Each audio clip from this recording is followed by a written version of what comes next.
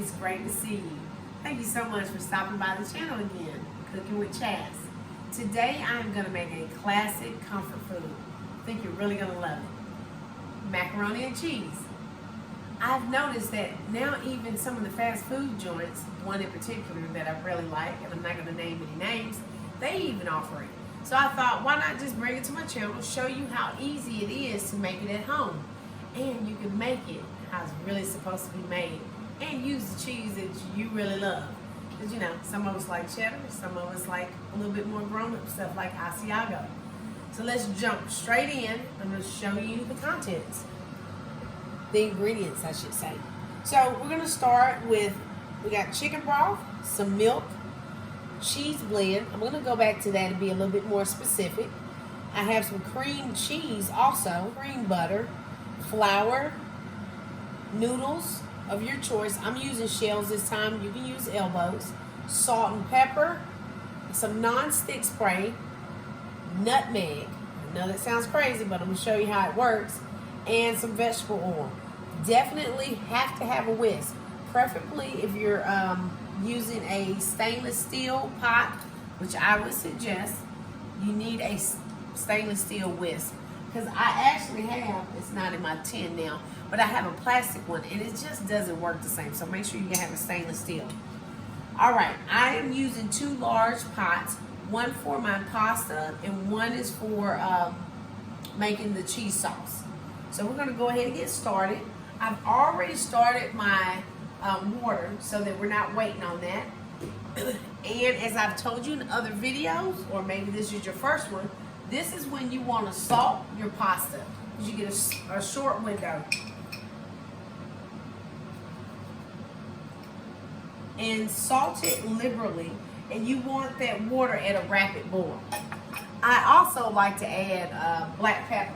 You don't have to do this. If you're a person that shies away from spicy or peppery food, I would say omit this.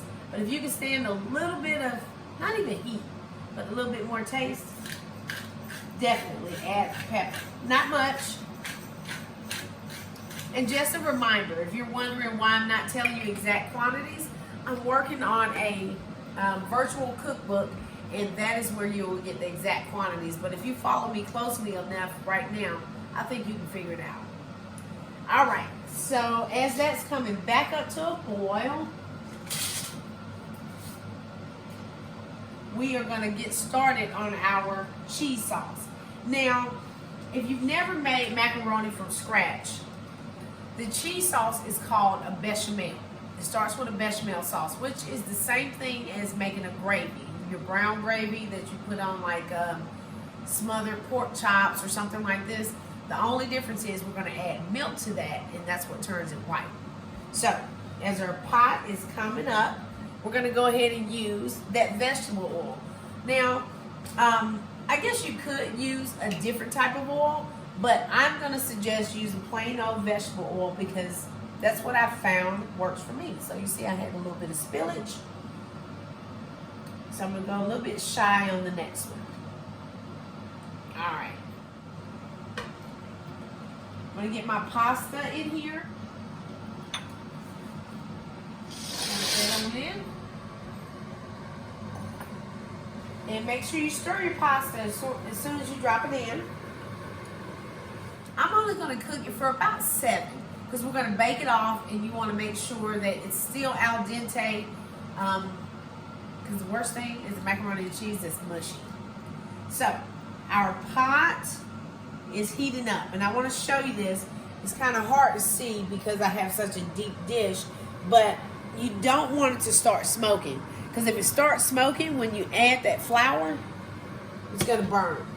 So right now, I have my eye at a medium to high. I'm going to add my flour. And as soon as you add that flour, you need to come in with your whisk. And if you can, come on in so they see. And you need to cook that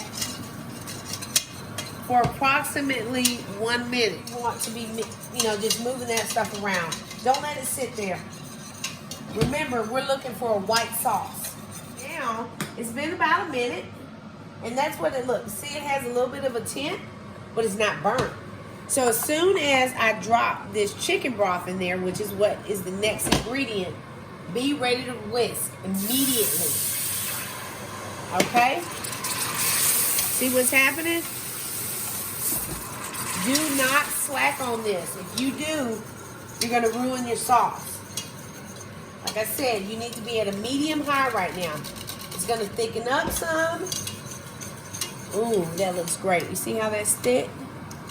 Starting to thicken. It's the flour. Now we're going to add the milk. I have a few cups of milk. That's the first glass. Whisking that in.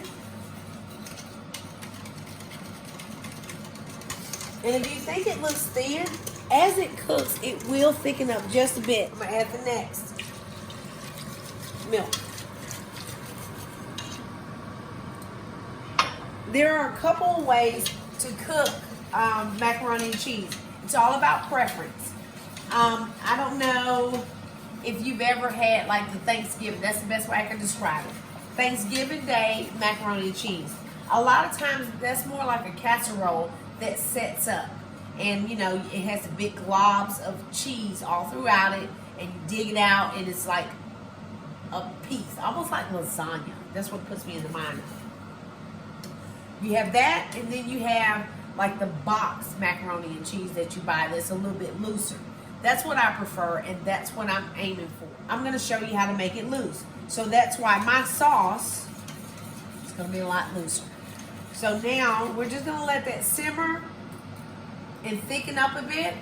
And I would say probably about 2 to 3 minutes, you'll see that flour that you put in there start to thicken. Once that happens, we'll move to the next step. Give it 2 or 3 minutes. All right, so now my sauce has been cooking, like I said, for those 3 minutes. Still looks thin, but I'm telling you, if you leave it alone, you can see where it starts to stick to the pan. So that's why I said you got to stay mixing the entire time. Now we are ready for the next step. This is where I'm going to add my unsalted cream butter, okay?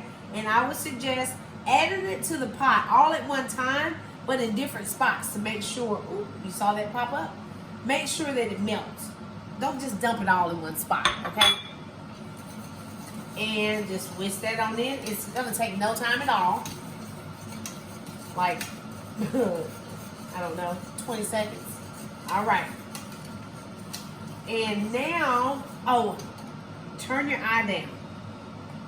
Because remember, we were at a medium high because we had the oil in there with the flour. We were trying to cook the flour. We added the fluids, and we were whisking. So you wanted it higher. Now we want it lower. Okay. Well, always remember, when you're cooking, you have to multitask. I took a peek over here, and I see that my pasta just needs to be stirred. Nothing's wrong. I'm just stirring it. You know, it's pasta boiling. Not a big deal. I'm just turning that down to like a medium just because, I mean, it's no sense of it like boiling out of control. All right, so my butter is all melted. And I told you I was going to come back to this cheese blend that I have. This is how important it is to stir. Okay, I'm sorry. You got to stir the entire time. I'm using cream cheese, and cream cheese, it just gives this macaroni and cheese that little punch. It's such a great flavor. Now, if you don't like cream cheese, I'm not going to tell you to omit it because for my recipe, it's necessary. I need another paper towel. Sorry. My hands are gross. Because it gives it a punch that you just can't make up anywhere else. And that is the 7 minutes for my pasta. What I'm going to do is pull that off of the eye. What I'm doing now, I'm going to go ahead and set my oven to 350 so that my oven is ready once we put all this together, because this isn't going to take a long time. We are about to add the next cheese. Now this is completely up to you. It depends on your audience. If you're cooking for, let's say, you know, the kids, it's on a Sunday, and you know they only like cheddar cheese or, you know, whatever, that V company, or that K Company out of the box uses, then use a mild cheddar. But if we're talking about some grown-up macaroni and cheese, which is what I'm making today, I'm telling you, you're gonna love it. Then this is where I want you to use an Italian blend plus your favorite cheddar. Do not use sharp cheddar, but mild, or what is it, mild or medium or something like that, but just not sharp because it's a little bit too pungent. With an Italian blend, which is going to have your Asiago, your mozzarella. I can't think of the other ones, but it's a whole bunch of them. It's 5 of them. And then I use a little bit of extra Parmesan cheese, which is already in the blend, but I'm telling you, it makes a difference. So we're going to start adding this in. I know it's really tempting to dump it all in at one time, but we want to make a velvet sauce. So you want to do a little bit at a time, incorporate it. I'm tilting to help my cameraman out and to make sure you see what we're working with. See how the bottom of the pan looks? This is how you want to make sure it stays. Do not let anything stick there. If it sticks there, your whole dish is going to smell, or I'm sorry, taste burnt. So everything is melting. Oh my goodness, it's looking like a milkshake. That's what you want. All right, so I put the last little bit in there, and we're just gonna work that in. And look how velvety that looks. It looks really good. All right, now I'm going to add half of my Parmesan. And the reason why I'm doing half is I'm reserving the other half to put on top. So that's what will brown up and be delicious. So I'm gonna put half of that in there now. That looks great. All right, so now we are going to season this with some black pepper, because right now we're safe to stop whiskey. I mean, we're gonna get right back on it, but you're okay. You're not gonna stick, because I'm at a low heat right now. All right, and salt. Be careful with your salt, because the cheese can be salty depending on which one you're using. Because normally, I'm sure you just use a cheddar, but since we're doing that 5 blend, that's where you're getting that Asiago. You're getting cheeses that you don't cook with all the time. Parmesan is really high in sodium, so be careful. All right, now this is where I'm using nutmeg. I know it sounds crazy, but this is the thing that will be in the background that makes people say, damn, that's good. Just a little bit, okay? I am cooking a box of noodles, and that is as much nutmeg as I'm putting in. And the real trick is, if you have it or you can find it, is fresh nutmeg that you have to grate yourself. They didn't have any in the store, so it's not a big deal. I did look for it, but I know that I always keep it, in a jar at the house, so I'm okay. All right, and see, still, all this time, look at the bottom of that pan. That is what you have to have. If it sticks, you're done, chick or dude, whichever one. Now we're good to go. And it's that easy. I'm done. I'm literally about to toss in these noodles and put this in the casserole dish and get it going. All right, I'm gonna get a strainer, and I'm gonna go ahead and drain this really quickly. All right, so now we are all strained. Just making sure my water's out. It's a little bit of water still at the bottom because they're shells. They're little pockets. And you know what, matter of fact, I want to see how. They still got a bite, which is what you want to cook it off for at least 15 minutes. Yeah, it's going to be that quick. You don't have to bake this for 30 or 45 minutes. That's crazy, because you'll just make your noodles turn to mush. All right, so I got everything out of there. Throw that one in. And now I'm just going to fold this in. Look at that. That, to me, that is what I'm looking for. I like mine loose, as I've said. Okay. Oh, that looks so good. Do not be afraid of the looseness. Think about the stuff that you get in the box. It's the same way, okay? Because we're going to bake this up, so it's going to make some of that liquid evaporate. So before we put it in the dish, I want to taste this to make sure I don't need any more salt and pepper or something. Ooh, that's hot. That is so good. And it makes me like want to reiterate, please, please, please be mindful of your sodium intake. Because I know how much salt I put in there, and this is perfect. Had I went too heavy, I would be really upset right now. All right. So we're going to move right in and pour it directly into the dish. Be careful. Please don't burn yourself. Don't burn yourself. I'm talking to myself. All right. There we go.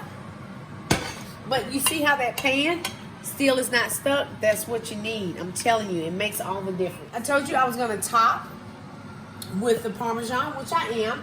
But I decided, it's on the fly. Hey, it's my cooking show. I want to put a little bit more of the cheddar / Italian blend. All right, so I want to put more of the cheddar / Italian blend just because it's going to make it so much prettier. So I just got a little bit more, probably about a 1/4 cup, maybe a 1/2 cup. I mean, this is macaroni and cheese, so it's all about indulging. I'm going to mix this in because that Parmesan will be awesome. Okay, so now we are all set. I'm going to pop this in the oven. Like I said, I have it at 350, and we're going to do that for 15 minutes. And then we will be to perfection. Now, what I will suggest, depending on how deep your dish is, I just like to do it as a safeguard. Put you a baking sheet up under this pan, just in case it bubbles over. You never know. Better safe than sorry. So, I'll see you back shortly.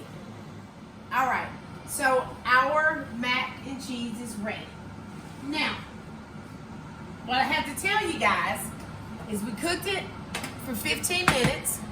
When it came out, what you should do, and unfortunately, I apologize, I thought I was recording and I wasn't.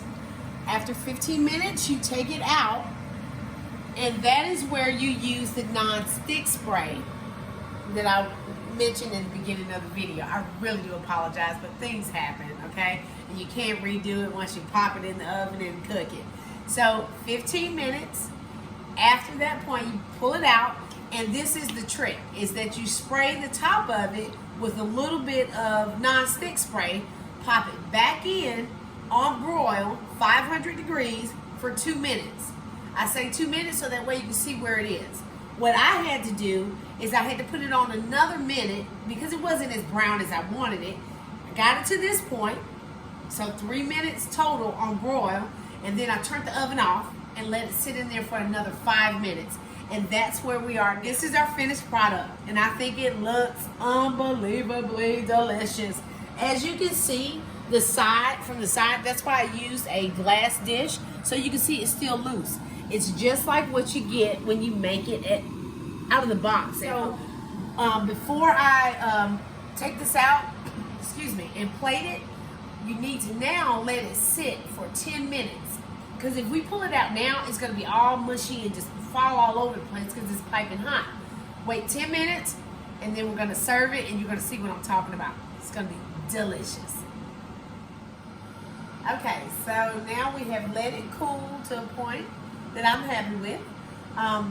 I don't know if you would agree, but I believe that everyone that gets homemade macaroni and cheese, they want a little bit of that crust that's on top.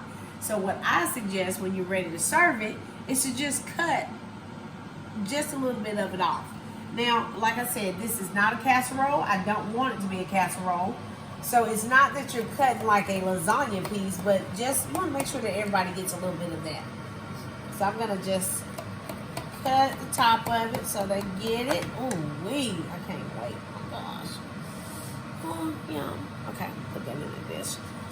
All right, so now I'm gonna come over with my dish, get you a good spoon, and I'm gonna try to make it pretty because I want it. Oh my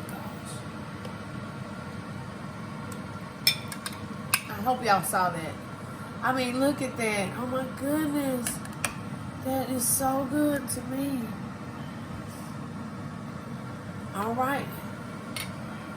And I gotta get a napkin because I have to make this picture pretty, as you know. I'm just gonna wipe the side, and I'm coming. And if you don't mind, will you get in there? I don't know if you got a chance to get that. But look how creamy that is. That's what I mean about it's wet. If you like it a little bit less wet than that, I would suggest no less than maybe like a quarter of what I use. But I think you should keep the quantities pretty loose because you got to think about it. As this stuff sits and people come back for seconds, you don't want it to dry up. That's one thing I hate about the box stuff. So, I hope you enjoyed this recipe. It's really easy and it will only take you maybe an hour to make from beginning to end. If you haven't already, click that subscribe button, hit the notification bell, hit the like, because I know you liked how quickly this went and how easy it was to follow. And I look forward to seeing you on the next video. Enjoy your homemade macaroni and cheese.